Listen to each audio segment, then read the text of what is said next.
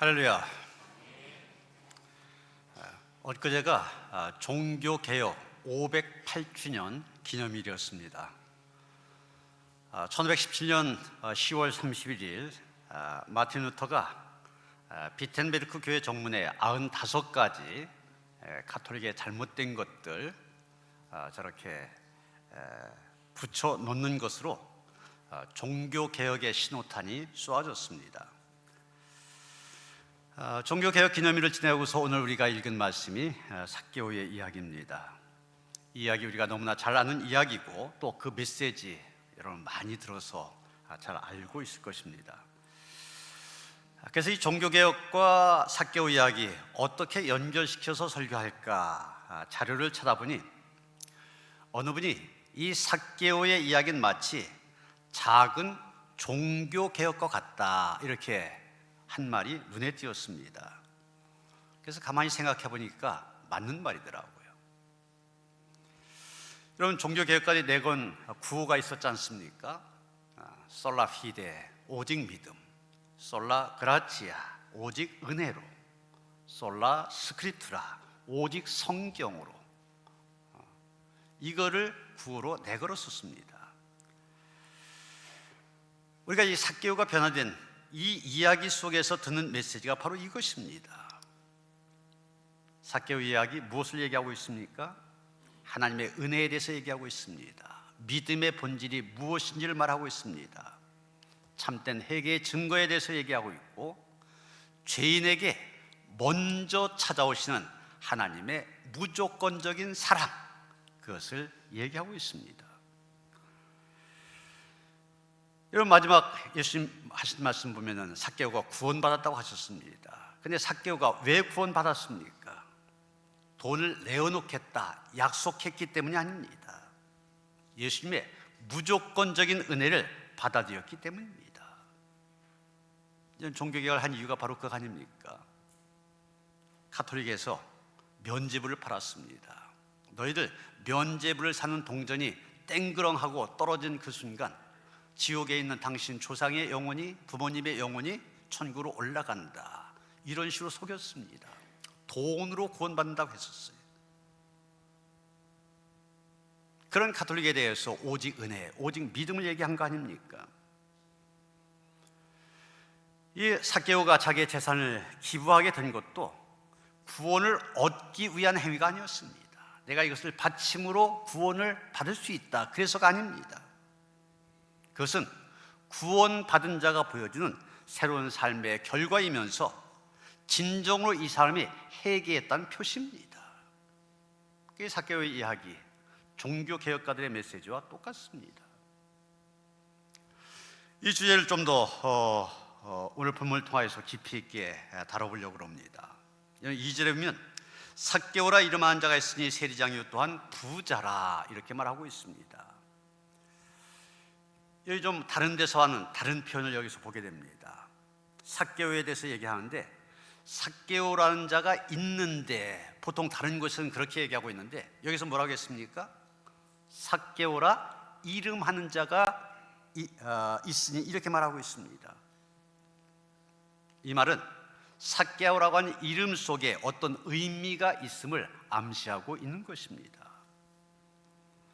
그렇습니다. 삭개오의 이름은 순결하다, 이런 뜻을 갖고 있습니다. 그 이름 속에는 이 땅에서 순결하고 정의로운 삶을 살아주기를 바라는 부모님의 커다란 기대가 담겨 있습니다. 그런데 오늘 본문은 삭개오가 그 이름대로 살지 못했다, 이것을 얘기하고 있습니다. 또 삭개오에 대해서 세리장이요 부자 이렇게 기록했지 않습니까? 이 사람 집안이 원래 부자였었는데 세리장이라는 직업을 갖고 있었다면 아마도 부자요 세리장 이렇게 기록했을 겁니다. 그런데 세리장이요 부자 이렇게 기록한 것을 보면 처음부터 부자였던 것이 아니라 부자가 되기 위해서 세리장이 되었다고 하는 것을 암시하고 있습니다. 당시 세금을 내는 제도, 오늘날과 많은 차이가 있었습니다. 지금 우리가 세금을 낼 때 그 사람이 소득이 얼마냐, 또 그 사람 재산이 얼마냐 이런 걸 따져서 세금을 매기잖아요.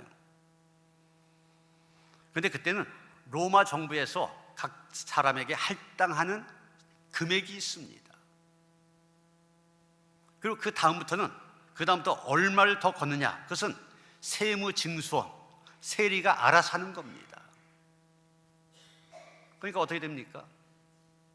원래 로마 정부에서 할당된 금액보다 많은 것을 매깁니다. 그래서 더 많은 것을 받아가지고 할당된 금액은 로마 정부에 상납하고 나머지는 in my pocket 이렇게 되는 겁니다. 그래서 그 당시 유대인이 가장 경멸했던 부류가 창기와 함께 세리였습니다. 더군다나 여리고라고 하는 곳 굉장히 부유한 도시입니다. 거기에 단순한 세리도 아니고 세리장이었습니다. 그는 민족의 반역자요 가난한 동족을 착취하는 흡혈귀로 취급받던 사람이었습니다. 세리장 삭개오, 그 이름이 얘기한 것처럼 그는 돈을 벌기 위해서라면 인격도 믿음도 다 팔아먹었습니다. 돈이라면 유대 공동체, 나라까지도 버릴 수 있는 사람이었습니다. 무엇을 말하는 겁니까?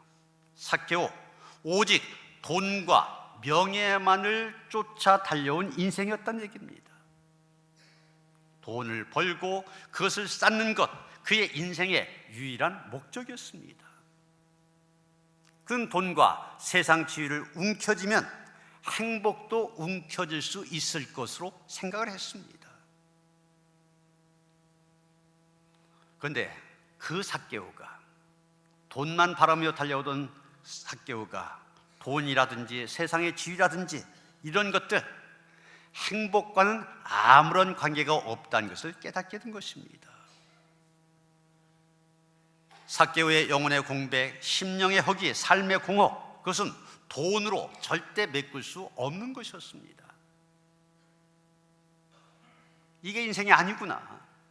아무리 가져도, 아무리 채워도 채워지지 않는 이 공허함, 그런 상황에서 그는 예수님을 생각하게 된 겁니다. 3절 상반절 보면 이렇게 말합니다. 그가 예수께서 어떤 사람인가 보고자 하되, 이 마지막 보고자 하되 그랬지 않습니까? 이 말은 단순한 호기심을 얘기하는 게 아닙니다.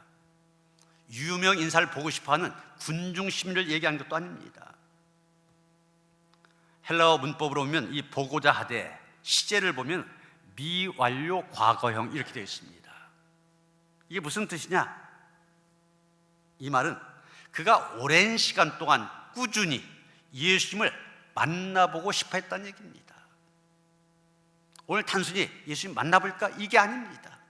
오랜 시간 동안 예수님을 만나보고 싶어 했다는 얘기예요. 왜 그랬겠습니까? 삭개오가 가난해서 예수님을 만나서 돈을 많이 벌어야 되겠다 그래서입니까? 아니면 삭개오 몸에 병이 들어서 내가 예수님 만나 병 고침 받아야 되겠다 그래서 예수님 만나겠다고 한 겁니까? 아닙니다. 어떤 심각한 문제가 있어 그 문제 때문에 예수님을 만나고자 했던 것도 아닙니다. 그 안에 있는 공허감, 돈을 아무리 가져도, 명예에 대한 욕심 아무리 채워도 채워지지 않는 데서 오는 공허감, 이것이 그로 하여금 예수님을 생각하게 만든 것입니다.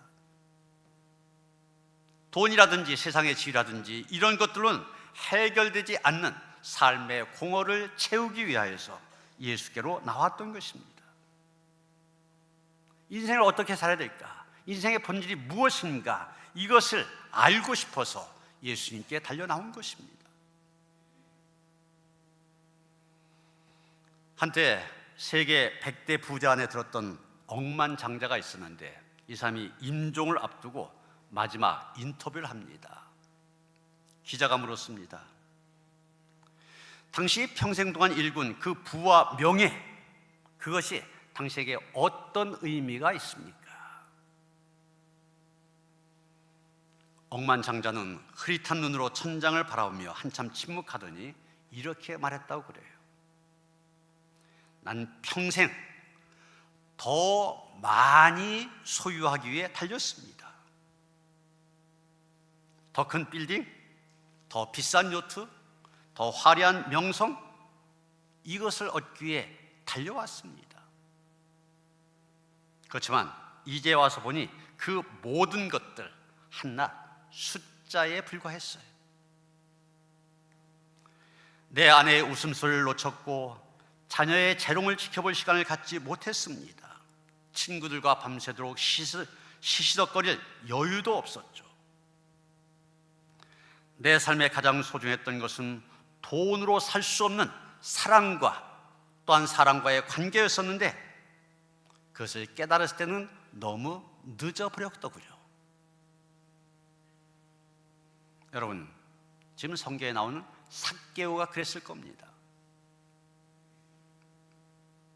재물은 많았지만, 부유했지만 그의 삶은 공허했습니다. 사람으로부터 존경받는 것이 아니라 손가락질을 받았고 진정한 관계, 돈으로 살 수 없었을 것입니다. 그랬기 때문에 삭개오, 예수님께로 달려온 것입니다. 많은 것을 소유했지만 오히려 소유의 허망함을 메꾸기 위하여 예수님께로 달려온 것입니다. 그런데 막상 예수님께로 달려왔으니까 어떤 상황입니까? 예수님이 두 팔로 어서와라 환영하는 상황이 아니었습니다. 커다란 장애물에 부딪히게 됩니다. 3절 하반절 보시면은 키가 작고 사람이 많아 이렇게 말하고 있습니다.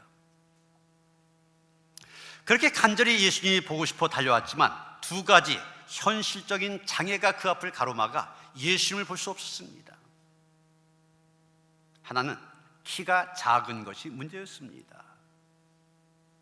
여러분, 우리 가운데 이 신체적인 그런 비교의식 때문에 뭐 잘생겼니 못생겼니 키가 크니 적으니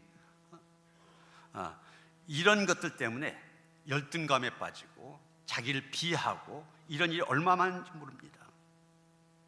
그래서 키가 작다, 이건 환경의 문제가 아니라 결국은 자기 내면의 문제입니다.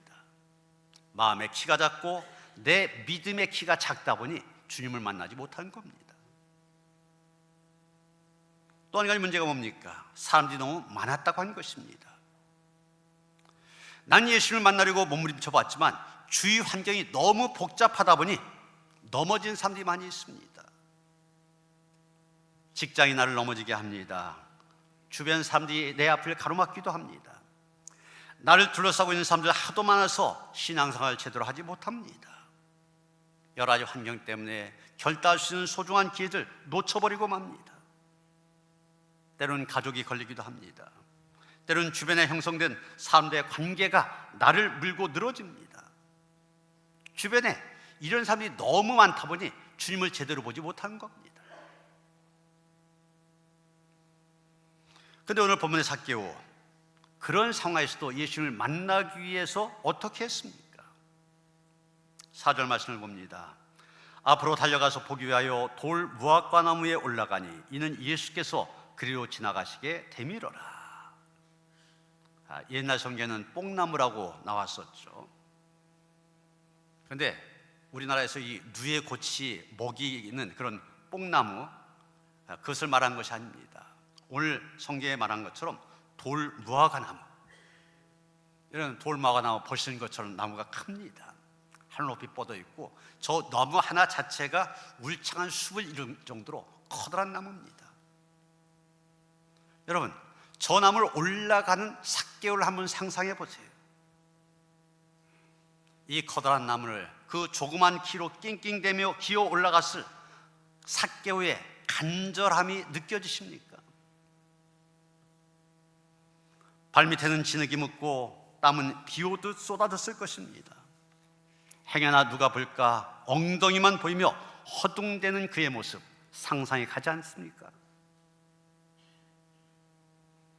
여러분, 이런 일, 자기 체면을 내려놓아야만 가능한 일입니다. 사회적인 지위라든지 명성이라든지 이런 것들 내려놓지 않고는 할 수 없습니다. 지금 삭개오, 창피나 부끄러움 다 내려놓고 있는 것입니다. 그는 내가 예수님을 만날 수만 있다면 세상 사람들이 뭐라고 하든지 비난의 손가락질을 하든지 괴념하지 않았습니다. 예수님을 만날 수만 있다면 그 어떤 수고와 대가 지불할 각오가 되어 있었습니다. 여러분, 오늘날 많은 사람들이 교회를 다니고 예수를 믿는다고 하면서도 진정 예수 안에서 감격과 기쁨 누리지 못한 이유가 무엇입니까?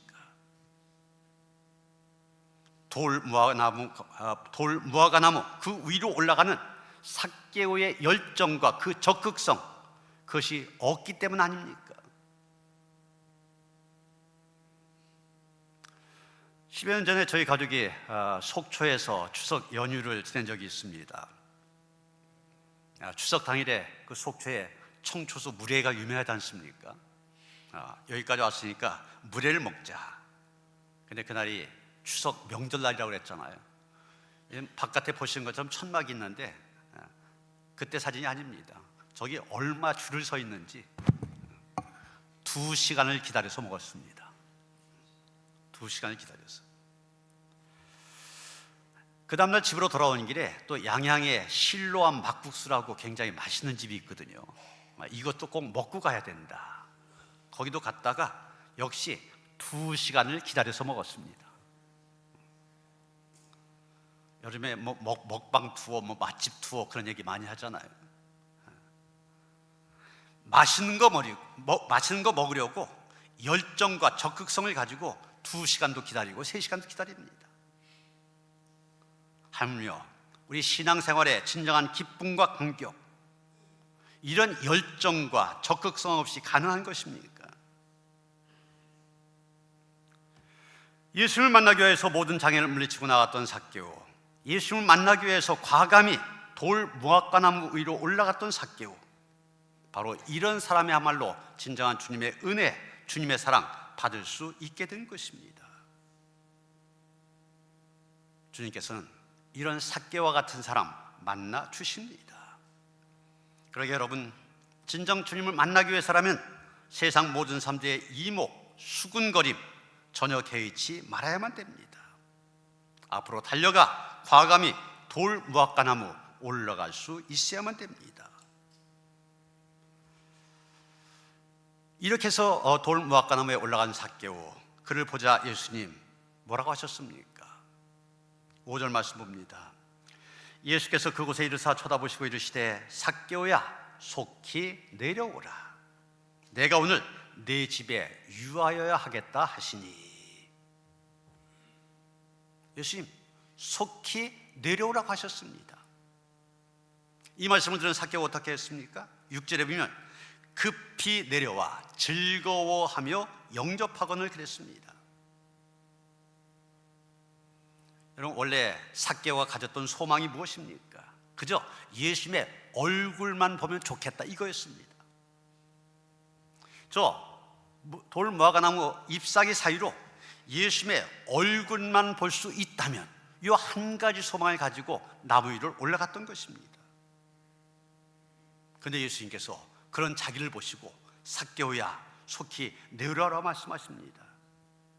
여러분, 이 말 듣고 삭개오 얼마나 놀랐겠습니까? 지금 삭개오와 예수님 처음 만난 상황 아닙니까? 그런데 예수님 지금 처음 만났는데도 삭개오의 이름을 부르시면서 그 나무에서 내려오라고 하십니다. 삭개오야 속히 내려오라. 삭개오가 예수님의 이름을 아는 것은 너무나도 당연한 일입니다. 그 당시 예수님은 이미 유명 인사가 되었었잖아요. 그렇지만 예수께서 처음 본 삭개오의 이름을 안다고 한 것 도무지 이해되지 않는 장면입니다. 그런데 놀랍게도 지금 예수님 삭개오의 이름을 알고 계십니다. 여러분, 처음 봤던 삭개오의 이름을 알고 계셨던 예수님, 지금 저와 여러분의 이름도 당연히 알고 계신 줄 믿습니다. 예수께서 내 이름을 알고 계시다. 정말 중요한 일입니다. 예수님은 나를 알고 계십니다. 날 아시는 예수님이시기에 내 이름을 부르십니다. 그렇습니다. 날 권하신 예수님, 내가 갖고 있는 고독을 알고 계십니다. 나의 외로움, 내가 갖고 있는 엄청난 갈등과 문제들 이미 다 알고 계십니다. 우리가 지난날 예수님 얼마나 그리워했는지도 알고 계십니다. 예수님은 지난날을 돌아보며 후회하고 있는 내 중심도 이미 보고 계십니다. 새롭게 살고자 하는 내 열망과 기대와 꿈도 다 알고 계십니다. 그런데 삭개오를 부르신 예수님 거기에서 그치신 것이 아닙니다. 내가 내 집에 유하여야 하겠다.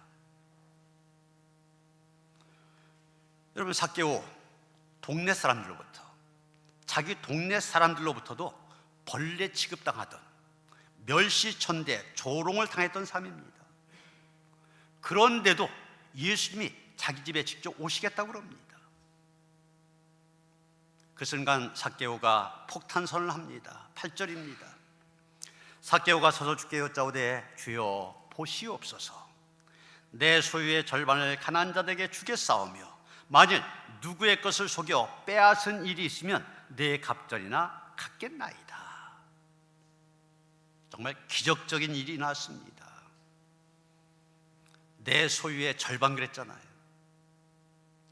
좀 전에 말씀한 것처럼 소유를 위해서, 하나라도 더 갖기 위해서 평생을 달려왔던 그런 사람입니다. 그랬던 사람이 나눠주겠다. 하루아침에 나눔의 삶으로 방향을 튼 것입니다. 자기 재산의 절반이나 내어주고 또 4배로 갚겠다. 그 탐욕스럽던 세리 삭개오의 입에서 이런 고백이 나온다고 하는 것, 여러분, 이게 사람의 힘으로 가능한 일입니까?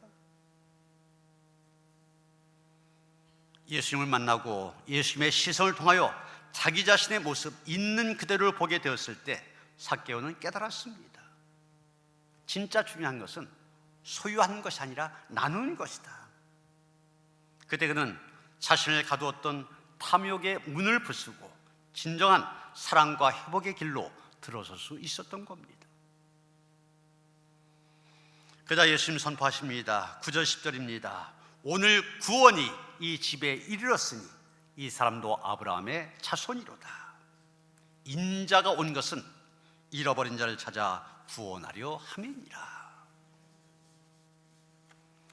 삭개오의 나눔은 단순한 자선 행위가 아니었습니다.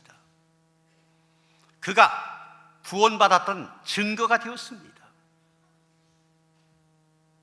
소유를 움켜쥐고 있던 손을 펴고 타인을 향해 내밀 때 그에게 비로소 참된 구원의 기쁨과 자유가 찾아오게 된 것입니다.